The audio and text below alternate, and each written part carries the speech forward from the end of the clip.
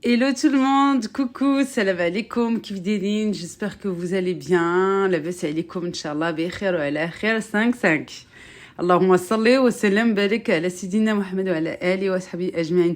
On se retrouve avec la vidéo et la recette tant attendue de la reine des reines.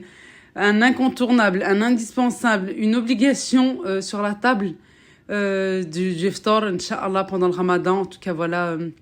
chez nous les Marocains, c'est la fameuse shbakia. C'est pour ça que je l'appelle la reine des reines. Une recette facile à réaliser. Yallah, bismillah, c'est parti. Je vous mets tous les ingrédients en barre de description.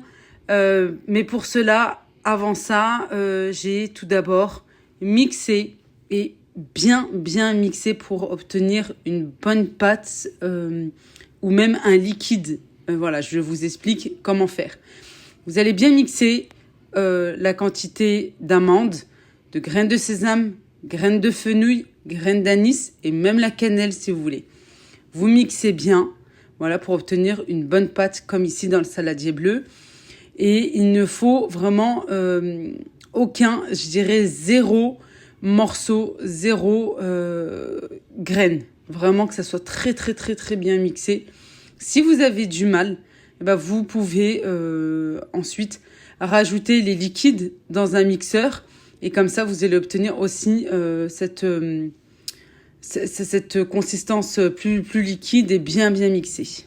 Voilà, j'ai bien mixé les graines de sésame. Ensuite, j'ai rajouté aussi les amandes, ici, entières, non décortiquées, vraiment entières comme c'est du paquet, hein. Pas grillé, rien du tout. Et aussi nafa et habbat halawa, c'est-à-dire les graines de fenouil et les graines d'anis. Et j'ai bien mixé. Voilà, c'est vraiment très important. On mixe, on prend son temps. Si toutefois ça a du mal, on peut rajouter un petit peu d'huile. L'huile dont vous avez besoin pour la recette. Vous en rajoutez un petit peu et il faut bien mixer pour obtenir cette consistance. C'est même plus liquide, hein, c'est pas, vous pouvez, voilà. Sauf que pas de graines, pas de morceaux, rien du tout. Sinon, ça risque de couper votre pâte. J'insiste sur ça, c'est très important. C'est l'étape la plus importante. Voilà, c'est je dirais, le plus gros du travail après le pliage. Alors, le pliage, il est facile. Vraiment, le pliage, il est facile. Juste, ça prend un petit peu de temps, puisque bah, on a une bonne quantité. Mais sinon, c'est vraiment l'étape la plus importante. C'est très important de bien mixer. Si vous avez un thermomix, faites-le au thermomix. Moi, je l'ai fait ici dans cette machine-là. Si vous avez un petit robot, voilà, mixez, reposez un petit peu parce que ça peut beaucoup chauffer votre mixeur. Et vous prenez le temps, voilà. Puis si ça a vraiment du mal, vous rajoutez un petit peu d'huile. Voilà, pour obtenir cette consistance ou même plus liquide que ça. Une fois avoir bien mixé les ingrédients dont je viens de vous parler à l'instant, maintenant, voilà, il est prêt de faire la shbakia et de tout mettre, bien sûr, à proximité, tous les ingrédients dont vous avez besoin. Et aussi une chose très essentielle, alors soit vous allez utiliser des pestilles de safran, soit du colorant. Voilà, je vais vous montrer soit l'un, soit l'autre. Si vous avez des pestilles de safran, on vient les tremper, les diluer dans un verre d'eau, 150 ml d'eau dont on va avoir besoin, bien sûr. Voilà, on mélange un petit peu et on laisse tremper, voilà, pour que la coloration qu'il y ait dans ces pestilles colore aussi l'eau et puis ça permet aussi qu'elle soit plus tendre, voilà, un peu plus mou, quoi, et pas rêche. Si vous en avez pas ou vous n'en trouvez pas ou ça fait trop cher pour vous, à savoir, il me semble qu'il y en a un grand frère. Vous avez la possibilité, voilà, d'ajouter ou de remplacer par un petit cube comme ceci ou du colorant, voilà, que vous trouvez en boucherie halal, chez les épiciers turcs, orientaux, etc., dans les grands marchés. Voilà. Là, je laisse vraiment en dernier. Et Allah, bismillah. On va commencer par verser la farine. Alors, pour ma part, moi, je vais la faire au robot. Parce qu'il faut beaucoup la pétrir. Voilà, pour un bon résultat, il faut bien la pétrir, c'est très important. Et ben, j'ai un robot pâtissier, ben voilà, hein, il va servir. Hein. Il va servir mon mélange. Hop là. Ici, comme je vous ai dit, je répète, graines de sésame, graines d'amande, j'ai mis les graines de fenouil, graines d'anis, la cannelle. Voilà, j'ai déjà tout ici. Le beurre.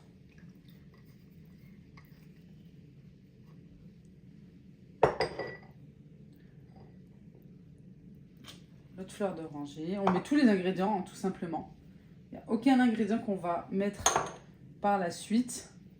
Moi, je vais en rajouter un petit peu. Et que l'eau, je ne vais pas rajouter comme ça.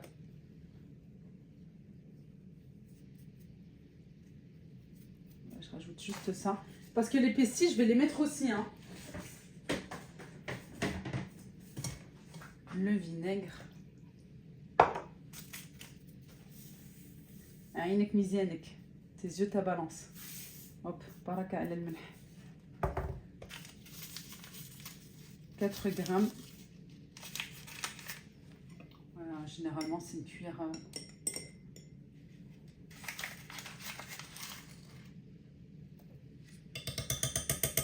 Allez, moi, je vais mettre au pétrin.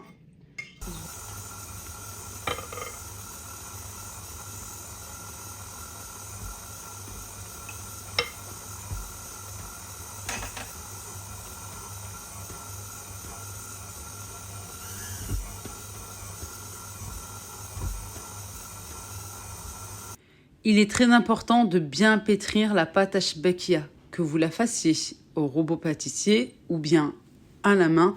Il est vraiment très important de bien la pétrir. Alors moi ici j'ai un grand bol. Alors voilà, c'est pour ça que j'ai pu mettre toute la quantité dont j'ai besoin, tous les ingrédients ici même et la faire travailler au robot. Sinon, vous mettez, voilà, vous la faites travailler d'abord à la main. Ensuite, quand vous avez une pâte, vous obtenez une pâte, vous la divisez en deux, vous la travaillez, vous mettez une partie dans le bol du robot, vous la faites bien pétrir avec le pétrin et ensuite vous enlevez cette première partie, vous mettez la deuxième partie, voilà, et par la suite vous pouvez les assembler tous les deux, voilà, à la main. Regardez ici, je vous montre que j'ai un grand bol, c'est pour ça que j'ai pu tout mettre, mais malgré ça, voilà, j'ai attendu quand même hein, qu'elle se mélange.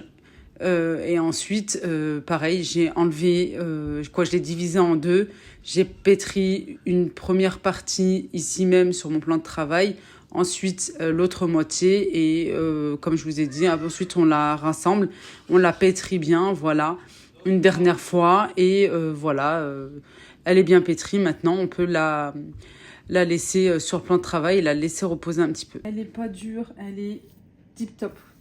Voilà, avec les mêmes quantités, les filles. Les mêmes quantités que je vous ai données.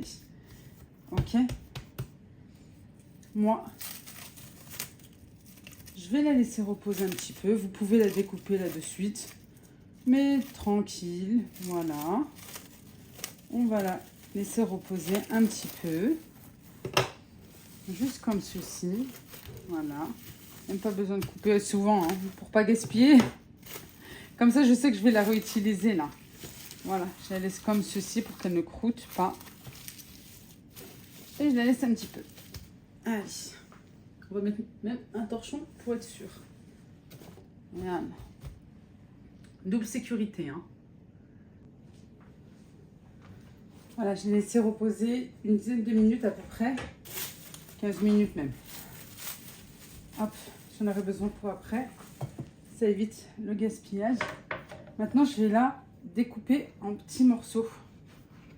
Voilà, en petits morceaux. Après, vous la découpez comme vous voulez. Hein. C'est pour me faciliter le travail. Parce que je vais utiliser le laminoir. Même ça, vous voyez, je crois que c'est trop gros.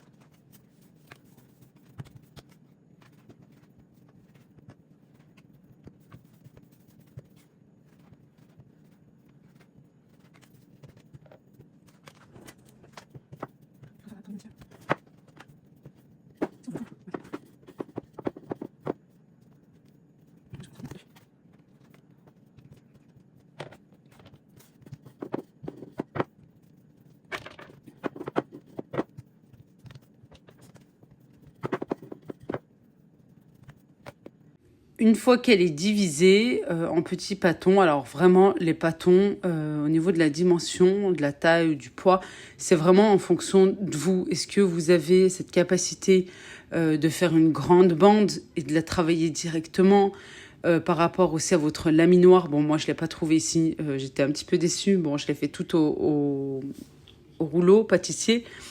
Mais voilà, c'est vraiment en fonction de vous. Est-ce que vous êtes toute seule à faire cette shibakiya? Est-ce que vous allez être aidée, etc.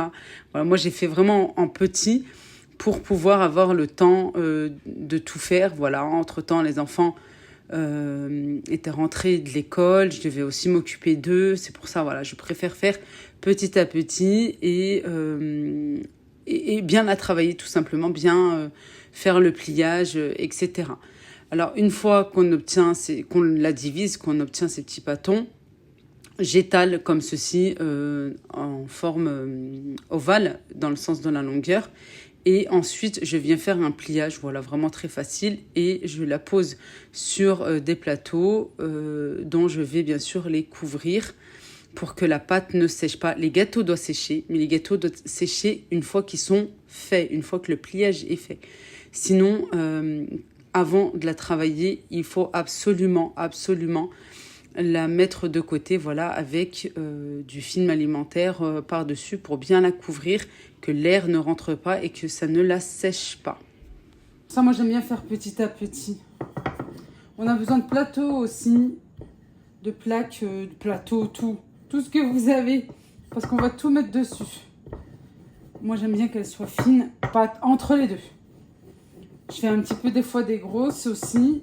Quoi, elles sont un petit peu plus épaisses parce que je sais que mon mari l'aime bien. Alors, soit vous faites comme ceci, de façon, voilà,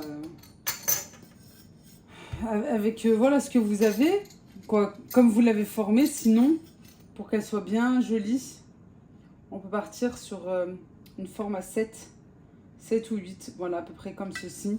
Il faut qu'elle soit bien droite. Après, c'est à vous de voir. Hein. Est-ce que vous voulez qu'elles soient toutes pareilles ou pas? Est-ce que ça vous dérange pas? Qu'elles soient un petit peu... De toute façon, quand on la façonne... non, pardon. Hop. J'allais faire une bêtise. Les chutes de pâte. On prend un morceau. On l'ouvre comme ceci. On met à l'intérieur. Et comme ça évite d'avoir une super grosse boule à la fin. Et, oh non, j'en ai encore. Voilà. Sinon, vous faites... vous faites comme vous l'étalez, tout simplement. Hop, un petit peu. Et l'épaisseur de la pâte, c'est en fonction de vous. Comment vous aimez vos gâteaux. Allez, pour qu'elle soit jolie, la première, c'est pas grave. Hop. J'espère que vous voyez bien. Je zoome. Allez, on commence par ici. Bismillah. 1, 2, 3, 4, 5. À la 6e, je coupe. Ok. Je prends mon morceau de pâte comme ceci. Si vraiment ça colle, vous pouvez rajouter un petit peu de farine. Allez, comme ceci. Je prends 2 bandes que je viens poser sur 2 autres bandes. Comme ceci. Ensuite, je prends, je retourne, je mets sur 2. Alors là, cette fois-ci, je vous ai fait vraiment au plus simple. Hein. Vous voyez, c'est comme ça. En fait, vous en avez 3 ici, 3 à gauche, 3 à droite. Ensuite, vous prenez les pointes, ici, les extrémités de chaque. Les extrémités de chaque. Et vous venez les mettre côte à côte, l'une sur l'autre, et vous pincez. Voilà. Comme ceci. De toute façon, ça colle bien. On s'assure que c'est bien fermé. On peut rajouter un petit peu. Comme ceci. Et ensuite, ce côté-là, on va dire à l'intérieur, côté droit, on renverse. Comme ceci. Voilà. Là, vous avez 3 bandes. Là, vous avez 3 bandes. Et c'est comme ça. Vous venez pincer les extrémités ici, les côtés. Vous voyez? On peut même détacher un petit peu. De toute façon, elle va se détacher. Moi, c'est vrai que je les ai fait un petit peu fines, les bandes. Regardez, on recommence. Hop. Après, une fois que c'est fait, vous la laissez sécher, croûter, même jusqu'au lendemain, sans problème. C'est vrai que je les ai fait assez courtes. Alors, pour celles qui veulent être hyper minutieuses, allez, j'ai une règle. À peu près 1,5 chaque fois. Ouais, un petit peu moins. 1. Bon, après, vous allez rester longtemps. Hein. Vous allez rester toute la journée. Vous allez commencer tôt. Là, je la fais grosse, celle-ci. Quoi, je la fais grande plutôt. 1, 2, 3, 4, 5. À la 6e, toujours. À la 6e, je coupe. Comme ceci. Je prends ici, j'en mets 2 sur 2. Vous voyez, je retourne. C'est pas grave l'épaissie de safran. Hop, là c'est enlevé. 2 sur 2, je retourne. Je prends ce côté-là. 2 sur 2. Comme ceci. Ensuite, je prends les extrémités. Je viens pincer ici. Je viens pincer. Là, vous voyez, ça fait comme une boucle, on va dire. Hop, ou de ce côté, comme vous voulez. Hop, je retourne. Et j'ai ma shibakiya qui est faite. Vous voyez? Franchement, c'est super simple. Et vous allez avoir une très bonne shibakiya, Inch'Allah. C'est bon? Allez, moi, je continue.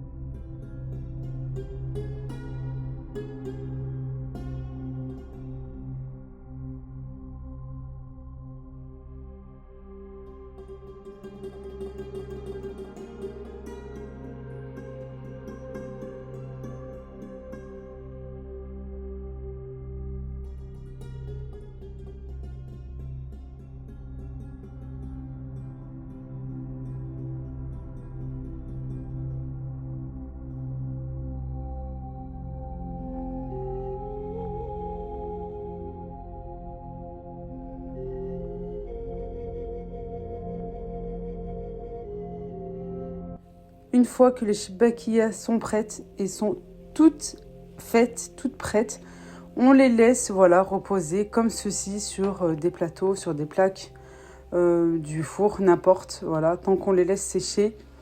On peut les laisser sécher même toute la nuit sans aucun problème. Voilà, pour être sûr, comme c'est toute la nuit, on peut mettre un linge par-dessus. Sinon, en journée, on peut la laisser comme ceci. Et ensuite, on peut procéder à la cuisson avec un bain d'huile et le miel. Voilà, alors le miel, il est juste mis dans ce grand récipient, mais il est froid, il n'est pas du tout chauffé. Voilà, j'ai trouvé une petite technique pour faire couler le reste de miel. Voilà, et une fois que le bain d'huile est bien chaud, je peux plonger les gâteaux, mais avant de les plonger, on vient baisser le feu. Vraiment, on les fait cuire dans un feu doux et voilà, on laisse prendre le temps de la cuisson pour qu'ils soient bien cuits à l'intérieur comme à l'extérieur. Attention, parce que surtout si vous les faites assez épais et si vous laissez le feu fort, à feu bien élevé, ce qui va se passer, c'est que ça va cuire à l'extérieur, mais ça va être complètement cru à l'intérieur. Il faut bien baisser le feu une fois que votre bain d'huile est bien chaud. On les plonge à l'intérieur et on les laisse cuire tranquillement. On vient les retourner, voilà, une fois qu'ils sont cuits et qu'ils soient bien dorés. Et on les fait cuire, bien sûr, des deux surfaces. Ensuite, on les égoutte et on les plonge directement dans le miel, et le miel bien froid. Comme les gâteaux sont chauds, il faut les mettre dans le miel bien froid pour qu'ils absorbent au maximum le miel, parce que c'est des gâteaux qu'on fait en amont, qu'on fait en avance, et qu'il faut qu'ils gardent toute leur fraîcheur et qu'ils gardent le miel, puisque sinon le miel vient en fait se déposer au fond de votre boîte ou du récipient où vous allez les conserver. Voilà, et vraiment, il est très très important. Moi, pour enlever le surplus d'huile, de gras, j'ai pris un petit plateau, voilà, comme ça, et j'ai mis du papier absorbant. Je vais venir tapoter dessus avant de les mettre dans le miel. Je laisse les gâteaux dans le miel, voilà, je mélange, voilà, juste, je dirais brièvement, sans insister, parce que les gâteaux sont bien chauds, on peut les casser. Et puis je les laisse jusqu'à la fin de cuisson des autres gâteaux qui sont en train de cuire là dans ma grande poêle. Voilà. Et à ce moment-là, je pourrais les retirer et je vais les mettre, les transvaser dans un autre récipient, dans une passoire, voilà, avec une assiette en dessous pour récupérer tout le miel qui va s'égoutter. Ensuite, on n'oublie pas les graines de sésame par-dessus. Voilà, comme ceci. Voilà, je les retire. Je vais mettre des graines de sésame par-dessus. Et puis, ainsi de suite, jusqu'à ce que je n'ai plus de gâteau. Voilà.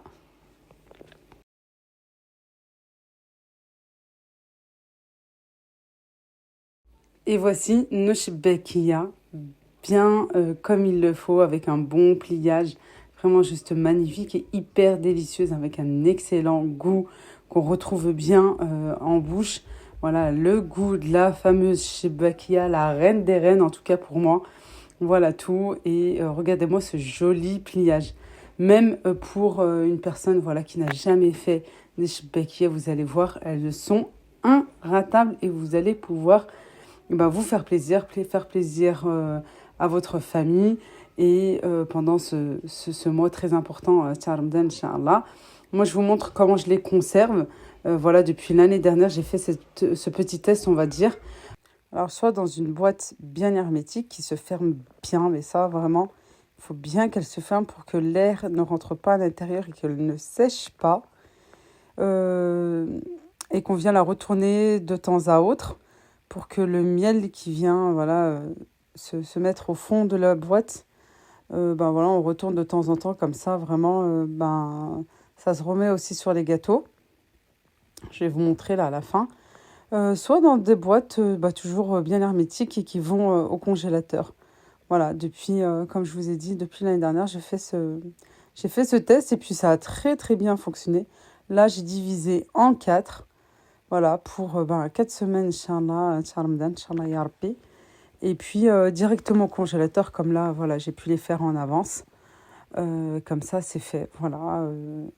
C'est vrai qu'on n'est pas des gros mangeurs non plus de chez Bekia, mais voilà, s'il n'y a pas là chez Bekia, euh, pendant cette période, je ne pose pas tous les jours non plus, mais voilà, s'il n'y a pas cette chez Bekia, pendant cette période, il n'y a pas ديك الحلاوة ديال رمضان فهمتوا.